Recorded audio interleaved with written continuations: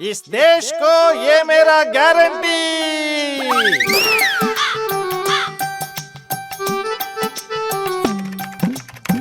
इस देश को ये मेरा गारंटी।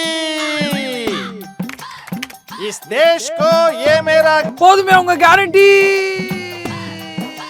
கேரண்டி வாரண்டிகளை இனியே நம்ப போறீங்களா? சிந்தித்து வாக்களியுங்க. இந்தியாவை காக்க ஸ்டாலின் அழைக்கிறேன். அறம் நாடு பார்வையாளர்களுக்கு வணக்கம். இன்று நம்மோடு இணைந்திருக்கும் சிறப்பு விருந்தினர் மூத்த பத்திரிகையாளர் தமிழா பாண்டியன் அவர்கள். வணக்கம் சார். வணக்கம். கோயம்புத்தூர் தொகுதி அது ரொம்ப முக்கியமான தொகுதியாக பார்க்கப்படுது. ஏன்னா அங்கே செந்தில் பாலாஜி இல்லைன்ற ஒன்று. அதிமுகவினுடைய கோட்டை கொங்கு மண்டலம் அப்படின்றத 2021 உடைச்சி காமிச்சிட்டாங்க. இப்போ இந்த தேர்தலுக்கு உதயநிதி அவர்களை கொங்கு மண்டலத்தினுடைய கோயம்புத்தூருடைய பொறுப்பாளராக போட்டிருக்காங்க சார். இப்போது அண்ணாமலை வேறு நிற்கிறாரு. அண்ணாமலை நான் தேர்தலில் நிற்கலை அப்படின்னு சொன்ன உடனே பாஜக தலைமை அவரை நீங்கள் நின்று தான் ஆகணும் அப்படின்ற மாதிரியான கட்டளையிட்டு அவர் நிற்க வச்சுருக்காங்க. எப்படி ஒரு பாஜகவினுடைய மாநில தலைவர் நாங்கள் ரொம்ப பெரிய கட்சியாக தமிழ்நாட்டில் வளர்ந்துட்டுருக்கோம்லாம் பேசுகிறாங்க. கோயம்புத்தூரில் என்ன மாதிரியான சூழல் சார் இருக்கும்? அதாவது கோயம்புத்தூரில் ரோடு ஷோ, மோடியை வச்சு ரோடு ஷோ. இப்போ 9ஆம் தேதி சென்னையில் ரோடு ஷோ. அப்போது கோயம்புத்தூரை பொறுத்தவரை நீங்கள் ஜார்க்கண்டு ஆளுநர் 2 முறை வெற்றி பெற்ற தொகுதி ராதாகிருஷ்ணன், சிபி ராதாகிருஷ்ணன். இது அப்பொழுது குண்டுவெடிப்பு நடந்தது. குண்டுவெடிப்பு நடந்ததுனால ஒட்டுமொத்தமான இந்துக்களும் கன்சாலிடேஷன் ஆகிட்டாங்க. யார் ஜெயிச்சார்னா சிபி ராதாகிருஷ்ணன் ஜெயிச்சார். ப்ளஸ்ஸு முதல் வெற்றி பெறும்போது அதிமுக கூட்டணி, 2வது முறை வெற்றி பெறும்போது திமுக கூட்டணி. இதனால் அவர் வெற்றி பெற்றார். இதை இப்போது அண்ணாமலைக்கு இது கை கொடுக்குமா அப்படின்னு பார்த்தா அண்ணாமலைக்கு இது கை கொடுக்காது. என்ன காரணம் கேட்டிங்கன்னா, அண்ணாமலை கை கொடுக்கக்கூடிய அதிமுக இல்லை, கூட்டணி உடைஞ்சு போச்சு. இப்போ அண்ணாமலை வேலுமணி தயவை எதிர்பார்க்குறார். வேலுமணி உடைய வேட்பாளர் சிங்கை ராமச்சந்திரன் ஒரு நாயுடு சமூகத்தை சேர்ந்தவர். அங்கே கணபதி ராஜகுமார் திமுகவில் கொங்கு வேளாளர் கவுண்டர், அண்ணாமலை கவுண்டர். அது கொங்கு பெல்ட்டுங்கிறது கோவை கொங்கு வேளாளர் சமூகம்தான். அங்கே யாரை நிறுத்தியிருக்காரு வேலுமணி? ஒரு நாயுடு சமூகத்தை சேர்ந்த சிங்கை ராமச்சந்திரன் நிறுத்தியிருக்கார், ஒரு ஐடி விங்கு தலைவர். இதனால் கொங்கு வாக்கு வேலுமணி சார்பாக, எடப்பாடி சார்பாக அதிமுகவுக்கு வாக்குப்பெட்டிகள் வரும்னு எதிர்பார்க்குறாங்க. ஆனால் அது கண்டிப்பாக கொங்கு வாக்கு கண்டிப்பாக அண்ணாமலைக்கு விழுவதற்கான வழியை வேலுமணி ஏற்படுத்தி கொடுத்துருக்கார். வேலுமணி மறைமுகமாக யாருக்கு உதவுறாரு? அண்ணாமலைக்கு உதவுறாரு. ஏன்னா அண்ணாமலை இதுவரைக்கும் வேலுமணிக்கு இடியோ ஐடியோ பல முறை நடந்தாலுமே எந்த பாதிப்பும் இல்லாமல் பாதுகாத்தவர் அண்ணாமலை. 2வது, நீங்கள் அது ஒரு உதாரணம் நான் சொல்கிறேன். நீங்கள் ராதாகிருஷ்ணனுக்கு ஒரு பாராட்டு விழா கொங்கு மக்கள் சார்பாக, அவர் ஆளுநராக போனதுக்கான ஒரு பாராட்டு விழா. கொங்கு மண்ணை சேர்ந்த ஒருவர், நீங்கள் சத்தீஸ்கர் ஆளுநர் ஆகிட்டார். மிகப்பெரிய அந்த சமூகம் பெருமைப்பட்டு அவருக்கு ஒரு பாராட்டு கூட்டம் கோயம்புத்தூர் குடிசை அரங்கில் நடக்கிற பொழுது நீங்கள் பகிரங்கமாக எச்சரிக்கிறார். யார்? ஆளுநர் ராதாகிருஷ்ணன் வானதி, பிஜேபியை சேர்ந்த வானதியை நீங்கள் வேலுமணியோடு அனுசரித்து போனோம், அவரோட மோதல் போக்கை செய்யக்கூடாது. அதிமுக பாஜக சண்டை போட்டோம், நீங்கள் ஒற்றுமையாக இருங்க. வானதி வேலுமணியோட இணக்கமாக போனோம். வேலுமணி நம்முடைய சொத்து, அவர் வேற கட்சி இல்லையா? இதை ஒரு எச்சரிக்கையாக வானதியும் வச்சுக்கணும், அண்ணாமலையும் வச்சுக்கணும். இதுதான் ஆளுநர் கொடுத்த அட்வைஸ். அப்போது அண்ணாமலையும் வேலுமணியும் ஒரே நேர்கோட்டில் பயணிக்கிறார்கள். 3வது ஒரு ஆள் இருக்கார். யாருன்னு கேட்டிங்கன்னா நம்ம ஜக்கி வாசுதேவ். அவர் அரசியலில் தாக்கம் ஏற்படுத்துகிறாரா சார்? அங்கே நீங்கள் எடப்பாடியை ஓவர்டேக் பண்ணி பிஜேபி கூட்டணியில் இருக்கும்போது தன்னை ஓபிஎஸை தூக்கிட்டு கடைசி காலத்தில் தன்னை துணை முதலமைச்சராக போட சொல்லி வேலுமணி ஜக்கி மூலம் எங்கே ப்ரெஷர் கொடுக்குறாரு? டெல்லிக்கு. டெல்லி கூப்பிட்டு யாருக்கு கொடுக்குது? எடப்பாடிக்கு.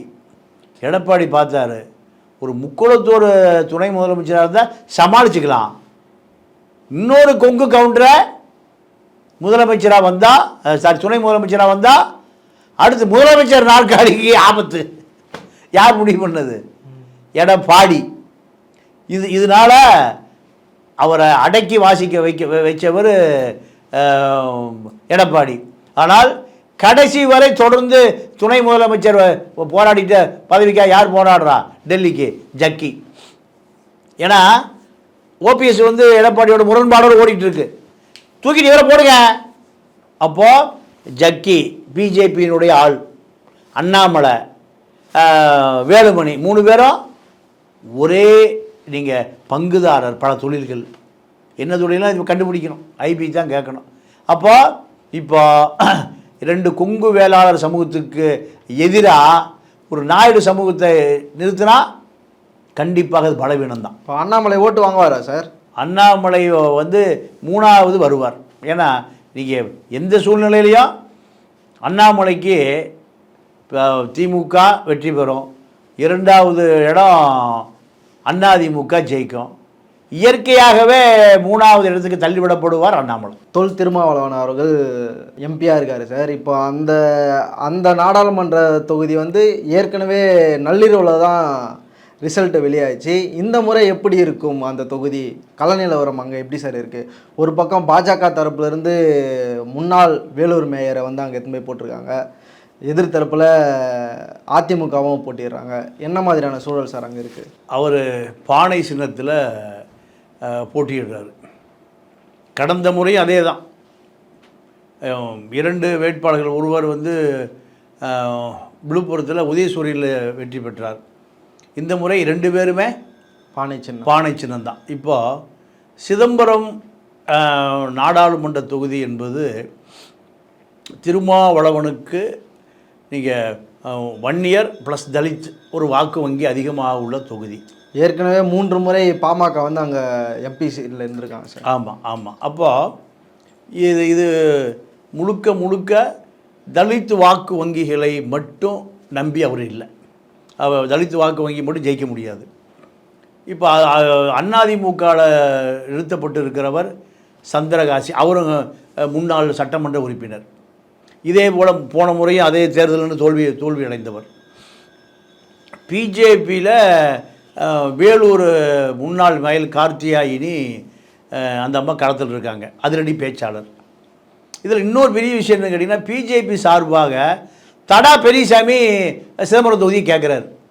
நான் தலித்து, எனக்கு இந்த தொகுதியை கொடுத்தால் நான் வெற்றி பெற்று விடுவேன்னு தடா பெரியசாமி இந்த தொகுதியை கேட்குறாரு. அதற்காக திருமாவளவன் அவர்களை ரொம்ப கேவலமாகலாம் பேசிகிட்டு இருந்தார் சார். ஆமாம். இப்போ அவருக்கு அந்த தொகுதி தான் வேணும்னு கேட்குறாரு தடா பெரியசாமி. அவர் பழைய நக்சலைட் என்பதை விட ஒரு தலித் போராளி என்பதை விட திருமாவளவனுடைய படை தளபதி. இவ்வளோ வரலாறு இருக்கு தடா பெரியசாமி. ஏன் தடா சிறையில் இருந்தார், அதுக்கு முந்தைய தூக்கு தண்டனையில் இருந்தார். இப்படி பல போராட்டங்களை நடத்தியவர் தடா பெரியசாமிக்கு பிஜேபியை அங்கே நிற்பதற்கு அனுமதி கொடுக்கல. ஏன்னா பிஜேபியே திருமாவளவன் ஒரு சாஃப்ட் கார்னர் பண்ணுது.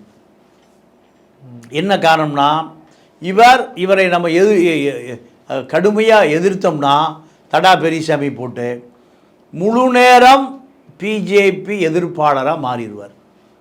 சங்கரமடம் ஒரு புத்த மடம், அங்கே புத்த மடம் கட்டணும்னு பேச ஆரம்பிச்சிருவார். திருமா அவர்கள்கிட்ட நமக்கு எதுக்கு வம்பு? அதுதான் உண்மை. ஸ்டாலினை பேசலாம், உதயநிதியை பேசலாம், திருமா கிட்ட நம்ம போவோம். இப்படி பிஜேபியே தடா பெரியசாமியை அங்கே களத்தில் நிற்க அனுமதி மறுத்து வெளியனுப்பிச்சிருச்சு.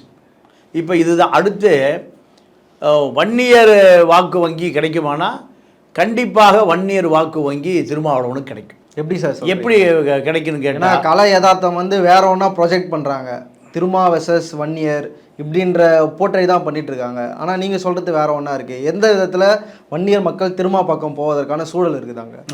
இது அருமையான கேள்வி. என்னென்னா, இப்போ திமுக ஆதரவு வன்னியர்கள் இருக்காங்க. அவர்களுக்கு திருமாவை தாண்டி அவர்கள் திமுக ஆதரவாளர்கள்.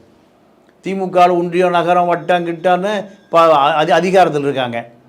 அவர்களுக்கு திருமாவளவன் வெற்றி பெறுவது தான் அவர்களுக்கு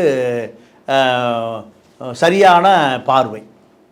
நீங்கள் முதலமைச்சர் ஸ்டாலின் 2 முறை மாவட்ட செயலாளர்களை கூப்பிட்டு நீங்கள் திருமாவுக்கு வன்னியர் வாக்கு வங்கி முழுமையாக புட்டியில் கொண்டு சேர்த்தக்கூடிய வேலையை செய்யணும்.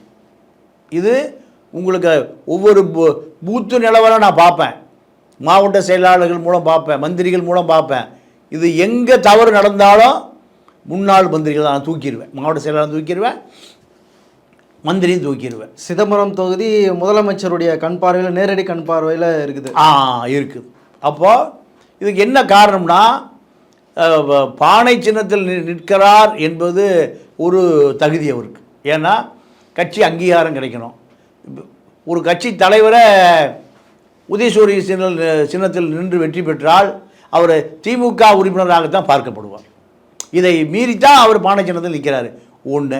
ரெண்டாவது, வன்னியர்களுக்கு கீழ் உள்ள சமூகம், அந்த சமூக வாக்கு அப்படியே திருமாவளவனுக்கு கிடைக்கும்.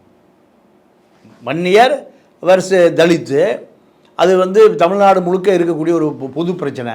அதில் வன்னியர் வாக்கு, திமுக வன்னியர் வாக்கு திருமாவளவனுக்கு கிடைக்கும். மற்ற வன்னியர்கள் வாக்கலாம் சார் இல்லை, அதாவது அதிமுக வன்னியர் இருக்காங்கல்ல, பாமக வன்னியர் இருக்காங்க, அது பிஜேபி வேட்பாளர் நிற்குது.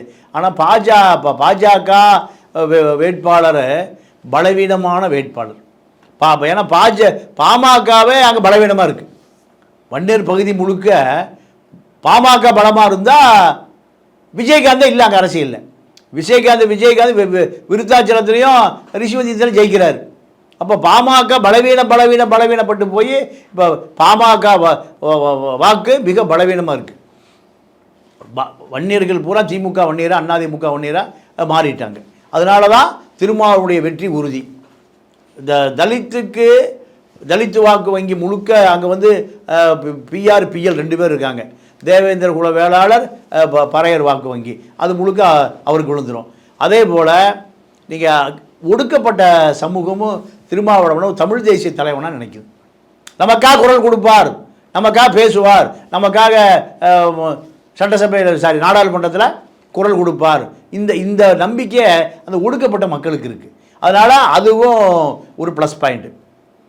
இந்த 2 விஷயங்களும் சேர்ந்த பிறகு திருமாவளவன் பழைய, அதாவது தடுமாறி சிக்கி திணறி நிலைமை இல்லை. இப்போ கடந்த முறை இருந்த இழுபறி வராது. அதே போல் நீங்கள் அங்கே இருக்கக்கூடிய முஸ்லீம் வாக்கு வங்கி அப்படியே பாக்கெட்டு விழுந்துடும். போன முறை திமுக எதிர்த்து அதிமுக பாஜக 2 ஒரே அணியில் நின்றுது. இப்போ 2 அணியும் பிரிஞ்சு போச்சு. இது அவருக்கு ஒரு ப்ளஸ் பாயிண்ட்டு. இப்படி பல விஷயங்கள் அவருடைய வெற்றி வாய்ப்பை கண்டிப்பாக உறுதி பண்ணும். கமலஹாசன் வேறு போயிருக்கார் நேற்று தினத்தில். அப்போ இந்த திரைப்பட கமலஹாசன் ரசிகர்கள் 4% இருக்கான். அந்த 4% வாக்குங்கிறது நீங்கள் நேராக பாக்கெட்டில் விழுந்து. கிட்டத்தட்ட சிதம்பரம் தொகுதியில் கடந்த முறை 1.5% கிட்ட ஓட்டு வாங்கியிருக்காங்க சார். ஆமாம். அப்போது திருமாவளவனை பொறுத்தவரை அவர் ஒரு ஸ்டார் வேட்பாளர் தான். அதில் நிற்கக்கூடிய சந்திரகாசும் சரி, கார்த்திகாயினியும் சரி, அவருக்கு இணையான வேட்பாளர் அல்ல. அரங்கத்திற்கு பல்வேறு தலைப்பு நினைக்க ரொம்ப நன்றி. நன்றி, வணக்கம்.